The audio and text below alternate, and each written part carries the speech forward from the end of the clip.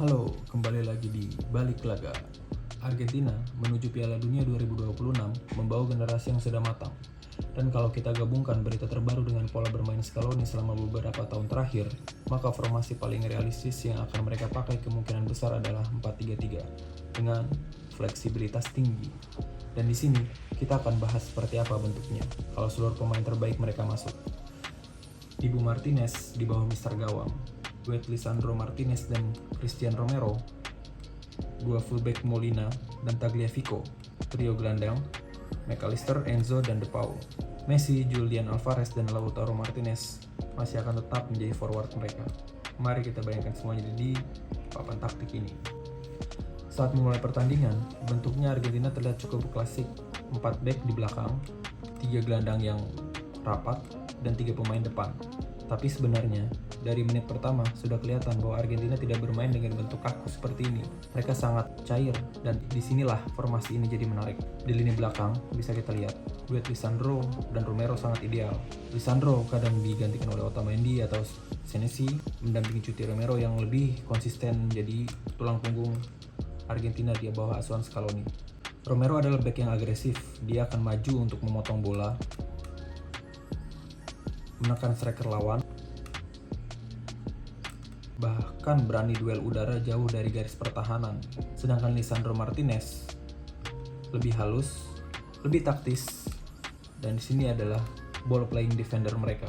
Lisandro juga punya kemampuan distribusi bola yang sangat bagus.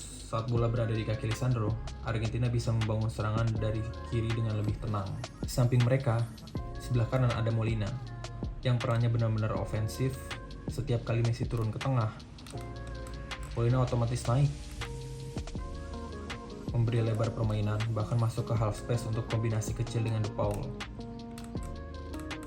Di sisi kiri, Tagliafico cenderung sedikit lebih menahan diri. Dia tak sering naik setinggi Molina, karena fungsi utamanya menjaga keseimbangan. Jadi saat Argentina menyerang, garis belakang berubah dari 4 back menjadi 3. Seperti ini. Posisi menyerang mereka identik seperti ini.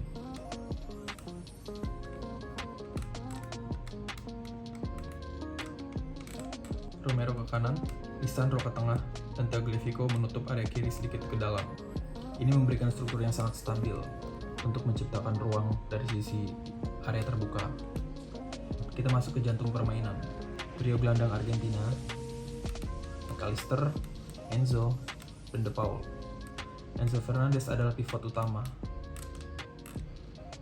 Dialah yang menghubungkan semuanya.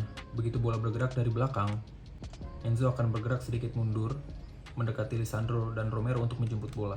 Dan saat Enzo memiliki bola, dia jadi opsi pertama dalam build up. Di kanan, Rodrigo De Paul seperti biasa menjadi mesin tim. Ia membantu Messi dalam progresi bola. Ia menekan, duel, dan menutup ruang. Sementara itu, McAllister di kiri memberikan profil yang berbeda. Dia bukan sekedar gelandang bekerja, tapi juga gelandang yang pintar menempatkan posisi. Dia sering melakukan letteran ke kotak penalti, ikut menopang serangan dari sisi yang dihuni Julian Alvarez. Di saat posisi menyerang seperti ini, McAllister lebih cenderung kreatif. Dia akan mencari ruang kosong di antara defense line musuh, ikut membantu proses penyerangan dari sisi sebelah kiri yang sudah dihuni Julian Alvarez dan Lautaro Martinez di central forwardnya. Dan kita sampai ke bagian paling menarik, yaitu posisi menyerang dari trio forwardnya Julian Alvarez, Martinez, dan Leo Messi. Mari kita lihat pergerakan mereka secara lebih halus. Messi memulai dari kanan, tapi seperti yang sudah kita tahu, dia tidak pernah benar-benar bermain sebagai winger kanan murni. Ia turun ke tengah, ke ruang antar lini, dan lini belakang lawan. Begitu Messi turun, Molina langsung naik. Awalnya wide area, seperti ini.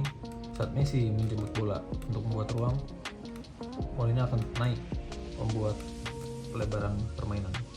Karena di sini juga menciptakan segitiga yang sering kita lihat, De Paul, Leo, dan Molina. Inilah area segitiga yang sering kita lihat.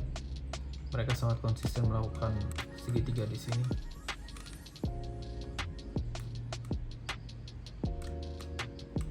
Di sisi lain, Julian Alvarez bukan tipikal winger kiri. Dia lebih seperti second striker yang ditempatkan di kiri. Dia akan masuk ke half space, mencari ruang kosong, berlari diagonal menyambut umpan Messi. Seperti halnya McAllister untuk mencari posisi yang tepat dengan umpan Leo Messi yang sering kita lihat akurat. Dan Lautaro Martinez menjadi poros di depan. Dia bukan hanya finisher tapi juga pemain yang bisa menahan bola, memberi waktu bagi Julian dan Messi untuk naik, lalu melepaskan layoff pendek untuk kombinasi cepat. Ketika Argentina menyerang dengan penuh, bentuknya berubah menjadi 3-3-4. 3-3-4 di sini seperti ini. Ini sering kita lihat saat Argentina sudah memasuki fase penyerangan. Mereka akan buat banyak lebih pemain di depan. Di belakang ada 3 pemain, Romero, Lisandro, dan Tagliafico. Di depan mereka berada 3 gelandang sejajar, Enzo, McAllister, dan De Paul. Dan di lini depan, 4 pemain penyerang sekaligus, Molina, Leo, Lautaro, dan Julian. Dan si Molina juga sering bertukar posisi dengan De Paul yang membuat formasi Argentina saat menyerang sangat fleksibel. Dengan blok 4 pemain inilah Argentina menciptakan tekanan maksimal kepada pertahanan lawan. Messi menjadi pusat segalanya. Kalau dia turun menjemput bola, maka Julian dan Lautaro otomatis melakukan lari diagonal untuk membuka ruang. Sangat sering dilihat Messi memegang bola, mereka akan memaksimalkan kejelian Lionel Messi dalam mengumpan. Tapi bagaimana kalau Argentina kehilangan bola?